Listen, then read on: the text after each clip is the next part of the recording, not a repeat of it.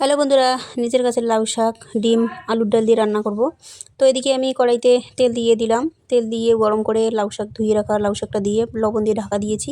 এদিকে সিদ্ধ করা আলুটা আমি ভালো করে করে নিলাম। তো এদিকে ডিমটা আমি মরিচ, পেঁয়াজ, লবণ দিয়ে ভালো করে মেখে নেব। মাখা হয়ে গেল। তো এদিকে তোমার সঙ্গে গল্প করতে করতে লাউ শাকটা আমার সিদ্ধ হয়ে গেছে, এবার নামিয়ে নেব। তো তেল দিয়ে দিলাম কড়াইতে। তেলে জিরা, রসুন দিয়ে ভালো করে লাল লাল করে ভেজে নেব। এখন কাঁচা লঙ্কাটা বেটে নিয়ে এসে ওটাকে দিয়ে ভালো করে কষিয়ে নেব। মরিচ, লবণ, হলুদ মশলা দিয়ে কষিয়ে নিয়ে তারপরে আলুটা সিদ্ধ করা আলুটা দিয়ে দেবো। তো সিদ্ধ করা আলুটা আমি দিয়ে ভালো করে কষিয়ে নেব। তোমরা এভাবে রান্না করে খেয়ে দেখো, খুব দারুণ টেস্ট হয়। তো কষা হয়ে গেছে, এবার পানি দিয়ে দেবো। দেখো বলক উঠে গেছে, এবার লাউ শাকটা দিয়ে দেবো। লাউ শাকটা দিয়ে ভালো করে কষান করতে হবে। কষান করা হয়ে গেছে, একটু ঝোল ঝোল করব। তো আমি ডিমটা ভেজে নিয়েছি, এখন ডিমটা উপর দিকে দিয়ে দেবো, এবার নামিয়ে নিব। তোমরা এভাবে খেয়ে দেখো, দারুণ টেস্ট হয়।